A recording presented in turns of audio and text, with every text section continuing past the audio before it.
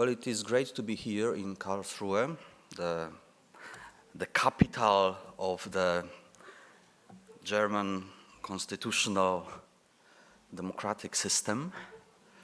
As Bartosz Wieliński argued this morning, the values of constitutional democracy and the rule of law are important in the Polish public debate right now.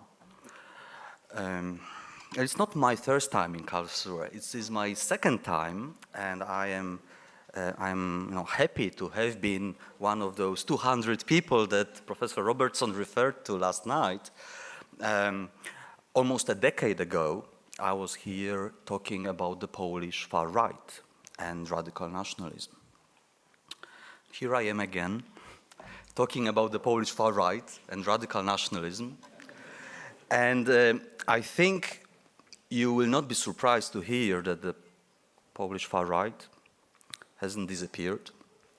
On the contrary, it has grown, it has intensified its activities, it has gained influence, and I would say in many ways it is a very much different situation to what we had almost one decade ago.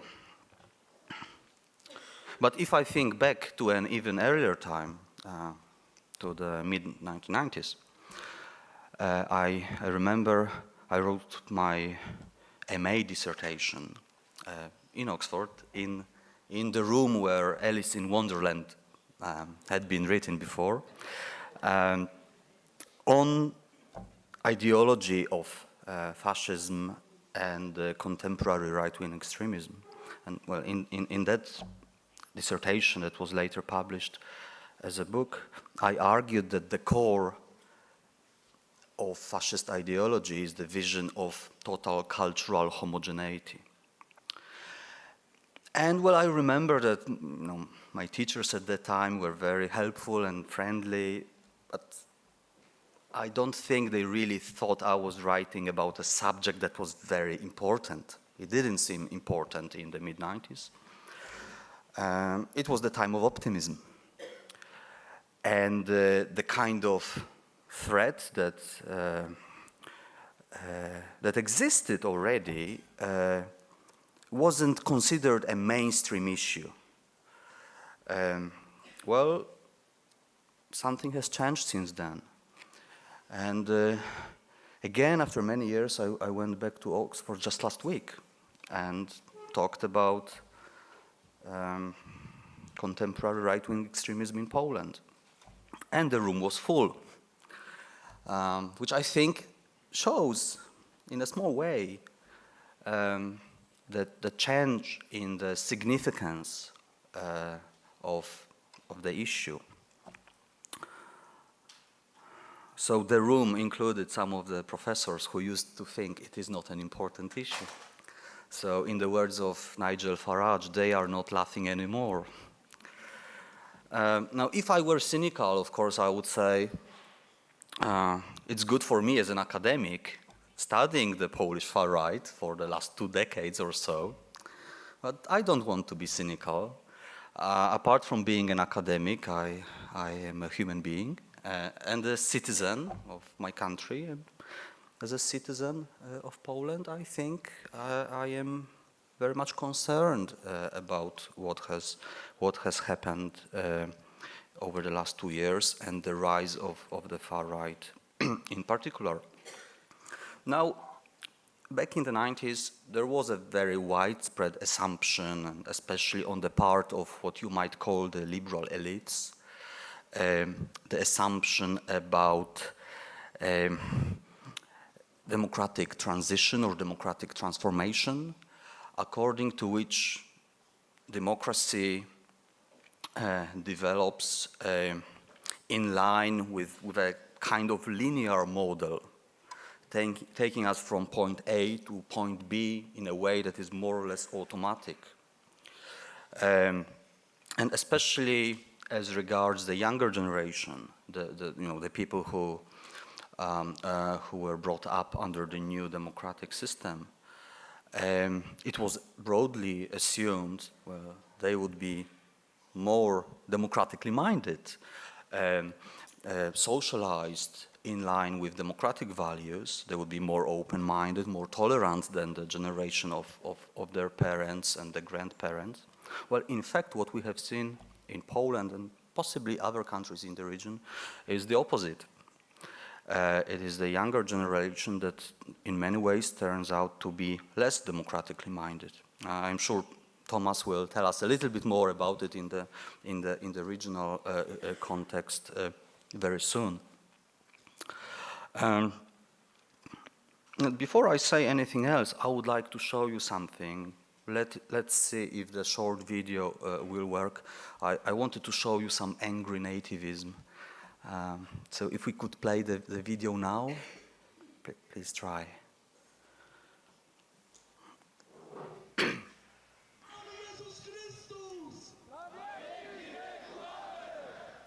If you can turn the volume up a little bit.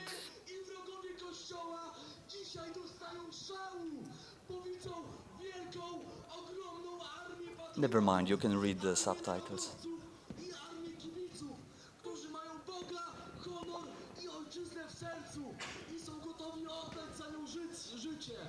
Ale jestem święcie przekonany, że lewacka propaganda dwoi się i troi, aby nas zniszczyć, aby zniszczyć Kościół, aby zniszczyć naród polski. Nie możemy na to pozwolić. Jesteśmy Kościołem walczącym. Jesteśmy wojownikami Wielkiej Polski. A oni nawet tego nie wiedzą. Im więcej atakują, tym bardziej nasza narodowa duma wzrasta. Duma! Duma! Narodowa duma!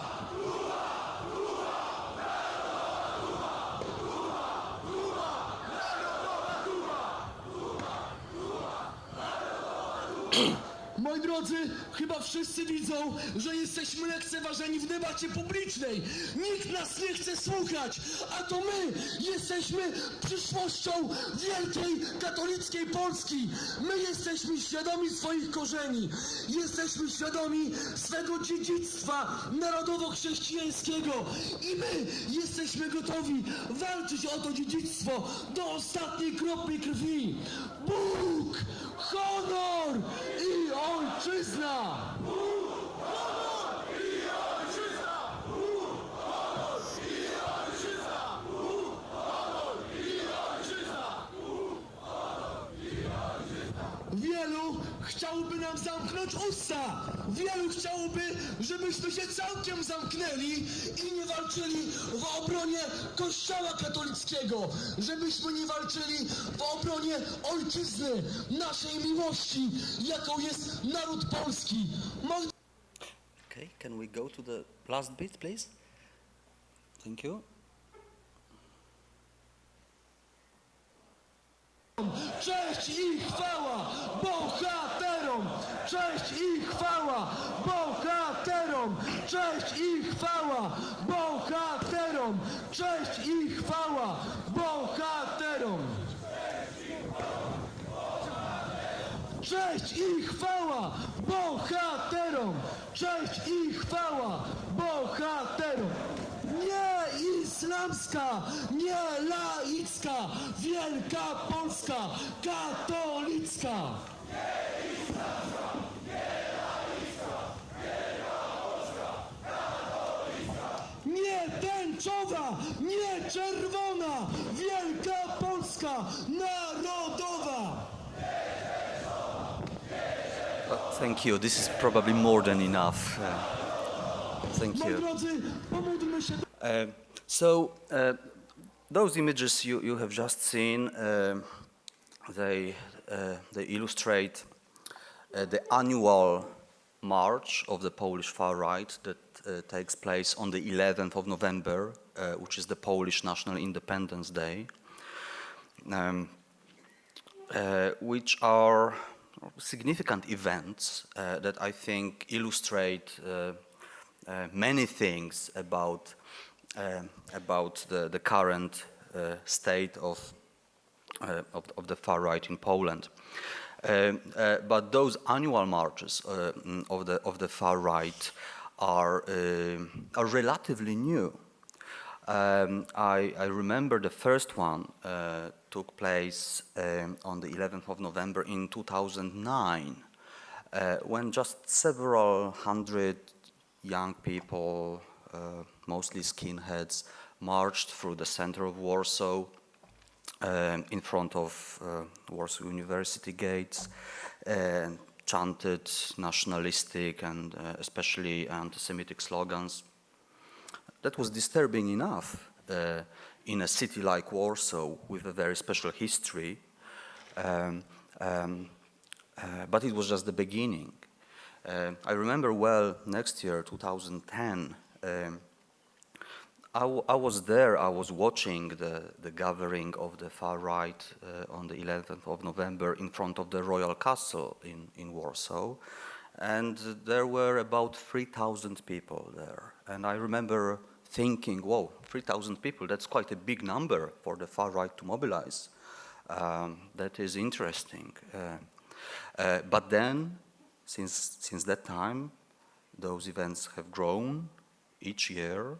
And in the last couple of years, it's difficult to be certain, but they have anything between 50,000 and 100,000 participants, which makes it, I believe, the biggest far-right event of that type in Europe, or in fact anywhere.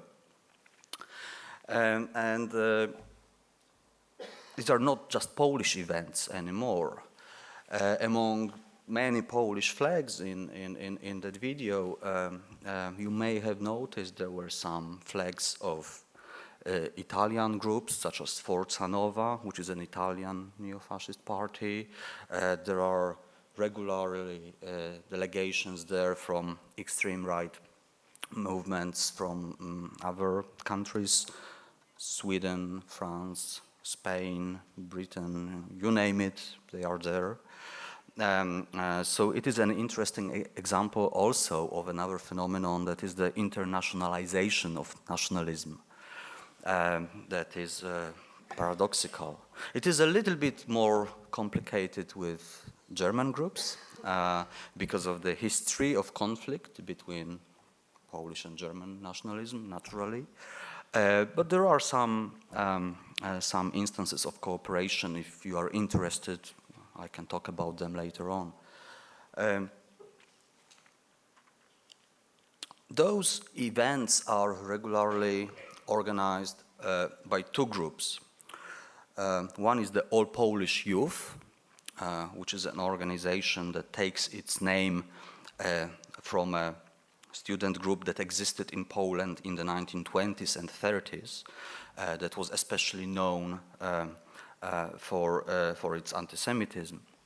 The other group, interestingly, also takes its name from a historic organization, the National Radical Camp, or ONR is the Polish abbreviation, originally was the Polish equivalent of European fascist movements that was created in 1934. Interestingly, it was also prohibited in 1934 by the Polish authorities at that time for inciting hatred. So it's interesting to note there is a group under the same name, claiming the same tradition, active in Poland today. And of course, it is no accident those two groups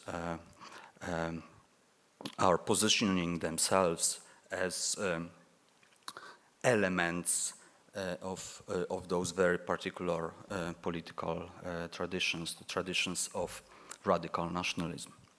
Now, the man you saw in the video, the speaker here, is a young priest. His name is Jacek Międlar. He is a new figure on the radical right spectrum in Poland. He appeared on the scene maybe 2-3 years ago, but since that time he has really made his name as a very outspoken leader, a very passionate public speaker. I think you saw that here. I'm sure he's a much better speaker than I could be. And he's popular with, with many members of his audience, as I think you showed you saw in the video that was shown here. The recent news about Jacek Międlar is that he was stopped at a London airport and prevented from entering Britain, where he was going to attend one far-right event organized by the Polish right-wing activists in Slough, and he was also going to address an anti-Islamic rally organized by Britain First, the British far-right movement. So that would be another example of the internationalization of nationalism, if you like.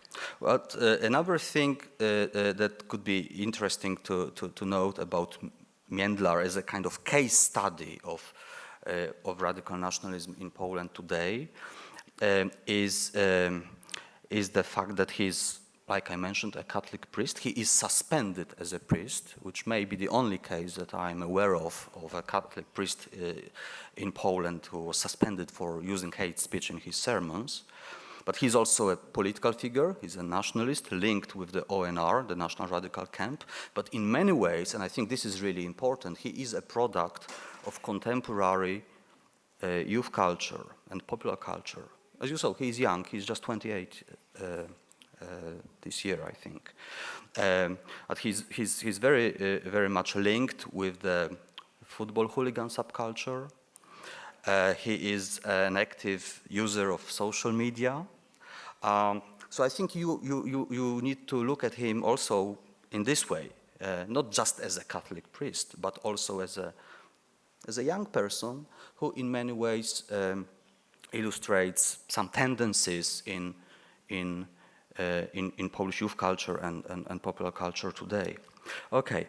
So I said that the far right in Poland is not a new thing, but I think something very important, dramatically important, changed in the summer of 2015. As you know, the televised refugee crisis in Europe didn't really affect Poland in a direct way, in a meaningful way. There is just a handful of refugees who eventually went to Poland. But it was the moment when the levels of hate speech grew rapidly, followed by a very rapid rise in the levels of hate crime. And for years we have been monitoring and documenting hate crime in Poland on the pages of this magazine, Never Again. But over the last 2 decades, we never experienced this kind of sharp rise of hate crime cases as in the last 2 years since the summer of 2015. Now, the levels of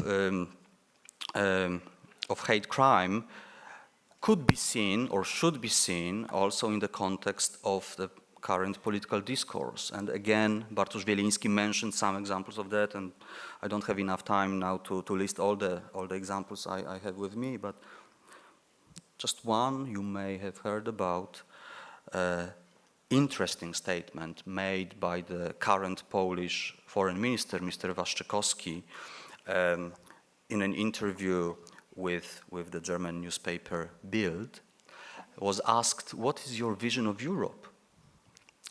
And he answered, well, we are against the Marxist vision of Europe, which is all about mixing cultures and races, vegetarianism and bicycles. And everybody was puzzled, why was he mentioning vegetarianism and bicycles as sort of enemies of the new Polish government. But I thought it was equally, if not more, important to note his opposition to the mixing of cultures and races. Well, you will not be surprised that this kind of political rhetoric has a kind of feedback loop with social attitudes. And these were illustrated just recently by a Chatham House poll that you may have heard about. They conducted research in 8 European Union countries, asking people if they agreed with the kind of Donald Trump style proposal for stopping all Muslim immigration. And in the case of Poland, the number of people who approved of it, the percentage of people who approved of it was the highest of all the countries polled. It was 71%. The European average was rather high too. It was 55%. You might be interested to know about the other countries. So Austria 65, Hungary 64, Belgium 64, France 61, Germany 53%, United Kingdom 47, Spain 41.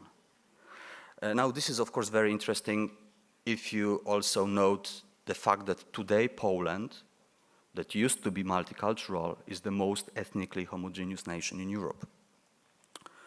So the Muslim threat is not really a meaningful danger in any way. There is also an important generational aspect to those social attitudes. There was another poll published in Poland in January this year, asking a slightly different question: are you totally against any refugees coming to our country, coming to Poland in this case? 52% answered yes, I am against refugees. Among people over 35 year old, the percentage was 48%. Among younger people under 35, it was much higher, it was 62%. And there is a lot of more such empirical, sociological evidence that shows the pattern. I think I need to cut out a part of what I wanted to say. Maybe there will be more time during the discussion later. But in the context of all this, I think we need an optimistic conclusion. And I thought, well, one thing to note is that, as we know from social theory and actual practice, no cultural hegemony is ever complete. So there is always hope. The second thing is that Poland actually has an active civil society and a social movement against racism and radical nationalism, which is different from many other countries in the region. I'm a member of the Never Again Association that is a part of that movement. So if you're interested, I have leaflets and stickers outside this room on the official table. These are our weapons against the forces of evil. Please help yourself to those materials. And just like it was said in the morning, thank you for your interest and for your solidarity, because we need it. Thank you.